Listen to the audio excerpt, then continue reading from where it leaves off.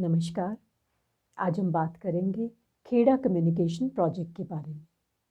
Development communication और satellite communication technology की field में खेड़ा कम्युनिकेशन प्रोजेक्ट को एक इम्पॉर्टेंट माइलस्टोन की तरह गिना जाता है। आपके पिछले कोर्स के दौरान हमने सैटेलाइट इंस्ट्रक्शनल टेलीविज़न एक्सपेरिमेंट यानी साइट के बारे में डिटेल में बात की थी।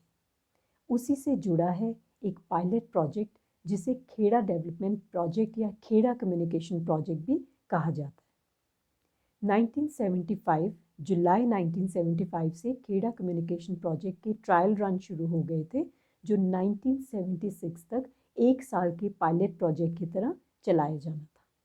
लेकिन लोकल पॉपुलेशन का इतना अच्छा रिस्पांस मिला, इतना पॉजिटिव रिस्पांस मिला इस प्रोजेक्ट को कि इनडेफिनिट पीरियड के लिए एक्सटेंशन मिल गई और 1975 से 1990 तक बहुत सक्सेसफुली खेड़ा कम्युनिकेशन प्रोजेक्ट के तहत television programmes local Gujarati language में प्रसारित किए जाने लगे।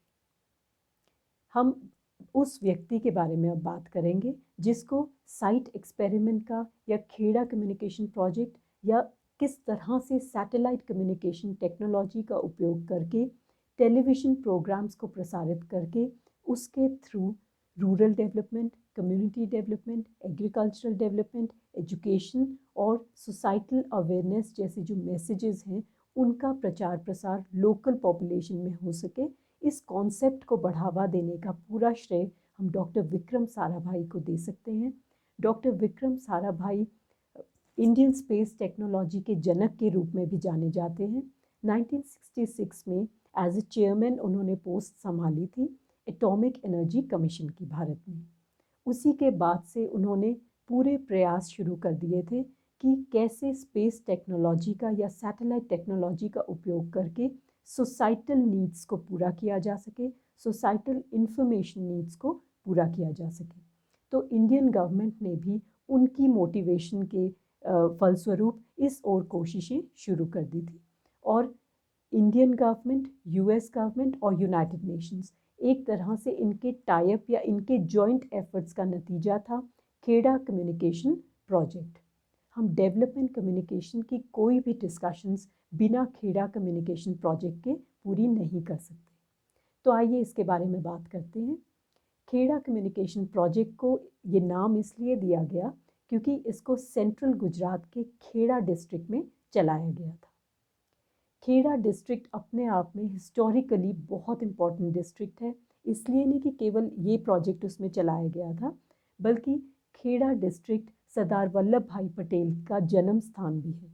उनका जन्म खेड़ा डिस्ट्रिक्ट में हुआ था और महात्मा गांधी जब साउथ अफ्रीका से लौटे थे तो उनसे जुड़ा जो दूसरा सत्याग्रह था भारत में, वो खेड़ा डिस्ट्रिक्ट के किसानों का सत्याग्रह था, जो महात्मा गांधी के आह्वान पे शुरू हुआ था, जिसकी अगुवाई सरदार पटेल और उनके दूसरे टीम मेंबर्स उन्होंने मार्च किया था किसानों के साथ।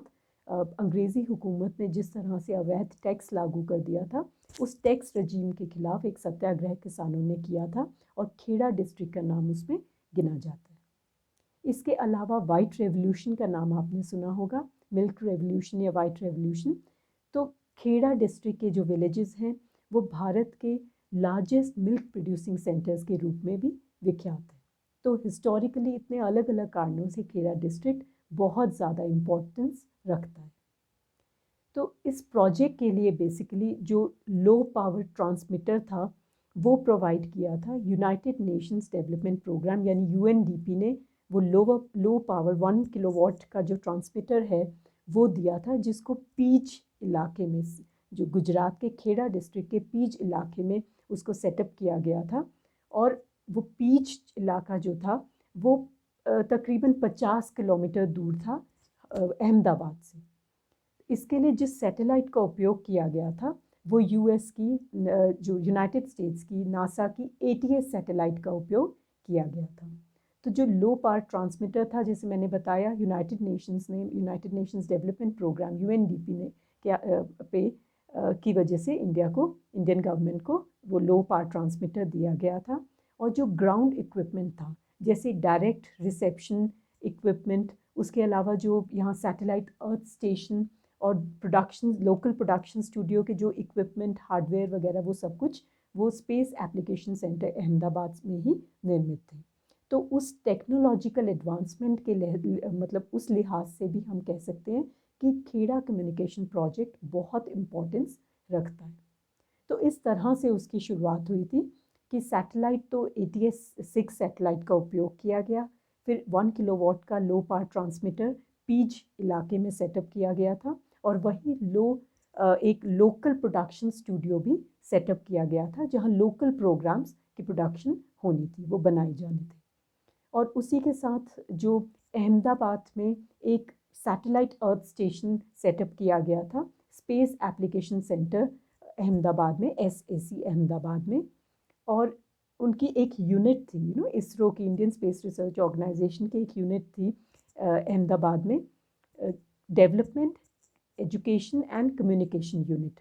तो वो यूनिट इसकी देखरेख करती थी कि किस तरह के प्रोग्राम्स प्रसारित होने हैं, कैसे उनका कंसेप्चुलाइजेशन, उनकी प्रोडक्शन, स्क्रिप्ट राइटिंग, प्रेजेंटेशन, सब कुछ पूरी देखरेख जो है वो यूनिट, ये वाली यूनिट किया करती थी। इसमें लोकल लोगों को भी इन्वॉल्व किया जाने लग गया, इसीलिए इसको पूरा डिसेंट्रलाइज मैकेनिज्म हम कह सकते हैं कि अगर हम decentralisation of mass media resources की बात करें तो खेड़ा कम्युनिकेशन प्रोजेक्ट उसमें सबसे बेस्ट एग्जाम्पल्स के रूप में दिया जा सकता है।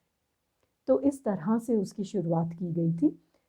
करीब 600 plus television sets, community television sets Kheda district के अलग अलग गाँवों में, तकरीबन 400 या 440 के करीब गांव थे। वहाँ पे जो कम्युनिटी प्लेसेस थे, पब्लिक प्लेसेस थे, जैसे स्कूल्स, पंचायत हाउसेस, या इसके अलावा जो मिल्क कोऑपरेटिव सोसाइटीज़ की जो बिल्डिंग्स थी, तो वहाँ पे ये कम्युनिटी टेलीविज़न सेट्स सेटअप किए गए थे, ताकि उनको एक खुली सी स्पेस चाहिए थी, खुला मैदान, जहाँ पे एटलीस्ट गांव वाले इकट्ठे होके एक साथ प्रोग्राम्स देख सकें। इसीलिए पब्लिक प्लेसेस में स्कूल्स, कोऑपरेटिव सोसाइटीज़ की बिल्डिंग और साथ ही साथ पंचायत हाउसेस, इस तरह की जगह, पब्लिक प्लेसेस चुने गए थे उन टेलीविज़न सेट्स को इंस्टॉल करने के लिए। तो जुलाई 1975 से ही अलग अलग गाँव में ट्रायल रन्स शुरुआत कर दी गई थी कि कैसे 100 के करीब गाँव वालों को एक टेलीविज़न सेट वुडन बॉक्स में रखा जाता था, ब्लैक एंड वाइट स्क्रीन होती थी उसकी, तो उसको किस तरह से, अब उन दिनों की बात है 1970s, मिड 1970s की यहाँ पे बात हो रही है, जब television was beyond the reach of the common man even in the urban areas, क्योंकि वो तो एक्सपेरिमेंटल दौर से गुजर रहा था, अभी वो कॉमन मैन के हाथ में नहीं आया था, even in the urban areas.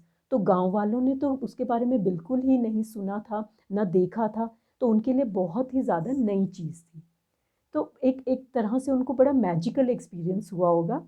कई गाँव में थोड़ा इनिशियल हिकअप्स, थोड़े इनिशियल ग्लिचेस का भी सामना करना पड़ा, जैसे पावर कट की बहुत प्रॉब्लम होती थी। तो जिस दिन, जैसे जुलाई 1975 से ही ट्रायल रन्स बिगिन हो गए थे, तो जो टेलीविज़न सेट्स लगाए गए थे, तो गांव वालों को इकट्ठा किया जाता था कि आप आके बैठिए एक ओपन सी स्पेस में, और जो वहाँ पे जो सेक्रेटरी थे, जैसे मिल्क कोऑपरेटिव सोसाइटीज़ की जो बिल्डिंग्स थी, वहाँ जो सेक्रेटरी थे उनको वो टेक्निकल ट्रेनिंग दी गई थी, कैसे हैंडल करना है, किस तरह से इसको रखना है, तो वो पूरा लॉक वगैरह करके उसको रखते थे। तो जब कई जगह जब वो फर्स्ट टाइम टेलीविज़न के प्रोग्राम उनको दिखाया जाने के लिए ट्रायल रन बिगिन हुआ, तो कहीं पावर कट्स हो गए, बिजली नहीं थी, तो इस वजह से वो सक्सेसफुल नहीं हुआ ट्रायल रन, और कई जगह साउंड आ रही थी लेकिन विजुअल जो है उसमें प्रॉब्लम आ रही थी, कई जगह विजुअल थे लेकिन साउंड में प्रॉब्लम आ रही थी। इस तरह के इनिशियल ग्लिचेस जो अक्सर अलग अलग प्रोजेक्ट्स में होते हैं, तो वैसे थोड़े ग्लिचेस कुछ विलेजेस में सुनने को मिले थे, बट अदरवाइज फ्रॉम अगस्त 1975 ये फुल फ्लेजेड जो प्रोग्राम्स हैं वो दिखाए जाने लगे। असल में ये 1 घंटे के प्रोग्राम्स आया करते थे, करीब 1 घंटे के, जिसमें से शाम के जैसे 7 बजे से 8 बजे के बीच में, जिसमें पहला आधा घंटा तो जो नेशनल प्रोग्राम्स हैं, दिल्ली स्टूडियो से जो नेशनल प्रोग्राम्स प्रसारित होते थे, जैसे हिंदी में न्यूज़ वगैरह या दूसरे प्रोग्राम, तो शुरू का आधा घंटा यानी फर्स्ट हाफ उसमें बीतता था, वो प्रोग्राम्स दिखाए जाते थे। जो बाकी का था सेकेंड हाफ, जो आधा घंटा, उसमें 10-10 मिनट के लोकल गुजराती डायलेक्ट में प्रोग्राम्स प्रसारित किए जाते थे, वो अलग अलग तरह का, इवन ट्रेडिशनल एंटरटेनमेंट प्रोग्राम्स, कभी उसमें पपेट शोज़ भी दिखाए जाते थे लोकल गुजराती डायलेक्ट में, कभी उसमें गुजराती सीरियल्स, गुजराती शोज़ जो लोकल लेवल पे बनते थे, जो लोकल प्रोडक्शन स्टूडियो सेटअप किया गया था वहाँ पे बनते थे।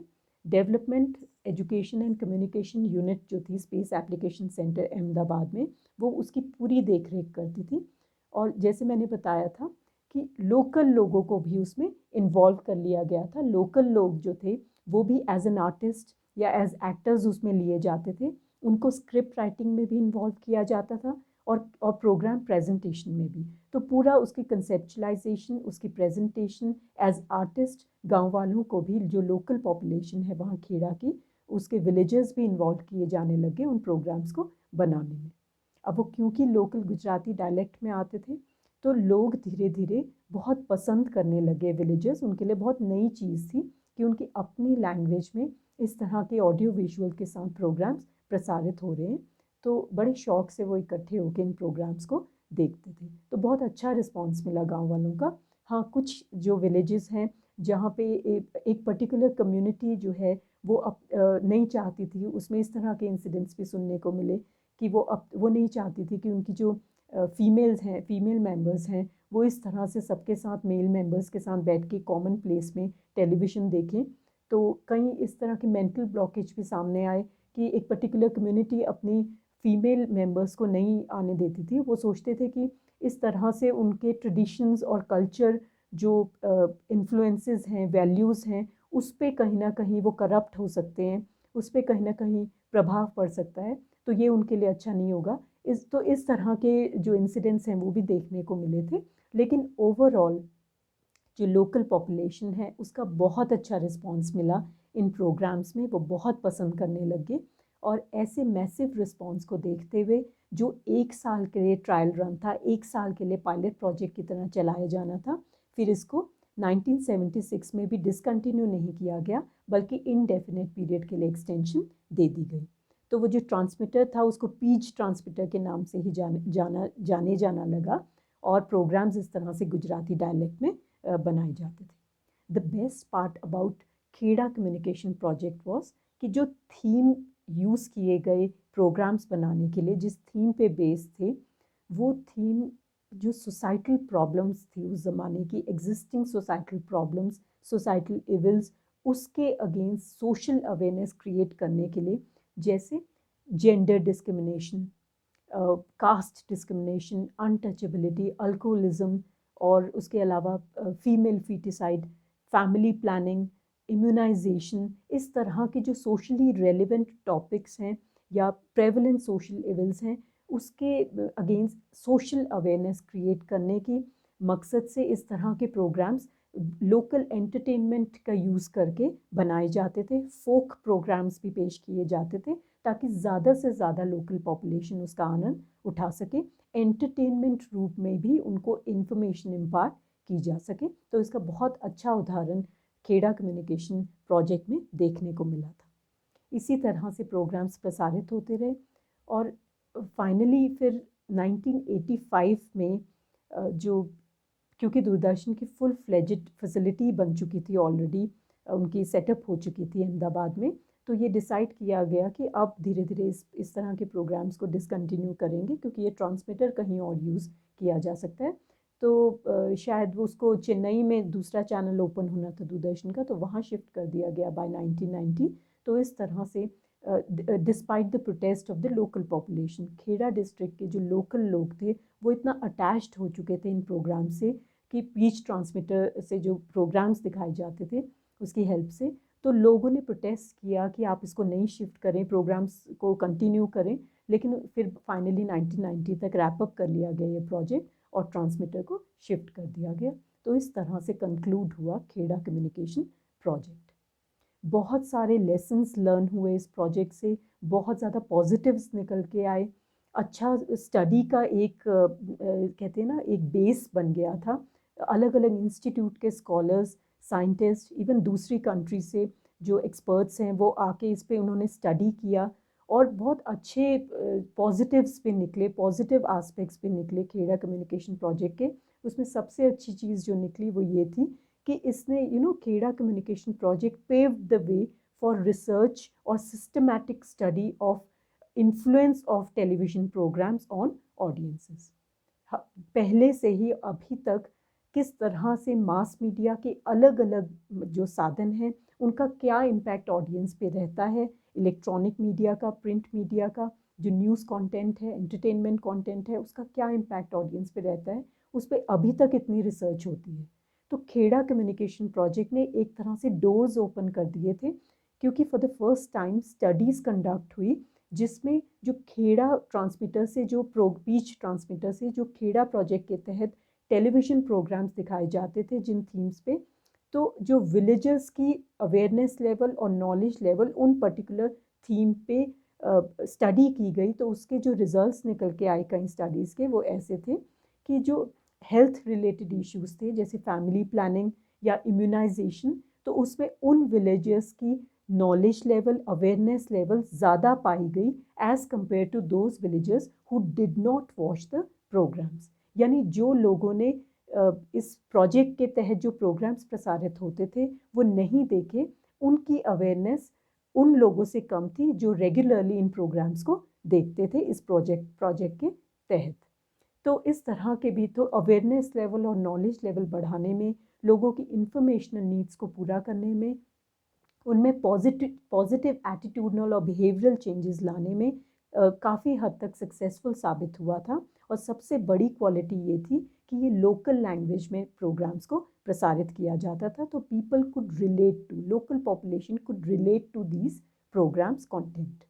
तो इस तरह से खेड़ा कम्युनिकेशन प्रोजेक्ट अपने आप में बहुत इम्पॉर्टेंट माइलस्टोन है डेवलपमेंट कम्युनिकेशन में, डिसेंट्रलाइजेशन ऑफ मीडिया रिसोर्सेज की बात अगर करें, और साथ ही साथ इंडिया की अगर सैटेलाइट टेक्नोलॉजी या टेलीविज़न टेक्नोलॉजी की डेवलपमेंट की जो फेज़ है, उसमें खेड़ा कम्युनिकेशन प्रोजेक्ट का नाम सबसे अहम माइलस्टोन्स के रूप में, एक गोल्डन चैप्टर के रूप में जुड़ चुका है, क्योंकि ये एक बहुत सक्सेसफुल साबित हुआ था कि कैसे जो टेक्नोलॉजी है उसको सोसाइटल नीड्स के लिए, जो मीडिया टेक्नोलॉजी है उसको सोसाइटल नीड्स के लिए इस्तेमाल किया जा सकता है। उसका सबसे अच्छा एग्जाम्पल खेड़ा कम्युनिकेशन प्रोजेक्ट रहा है।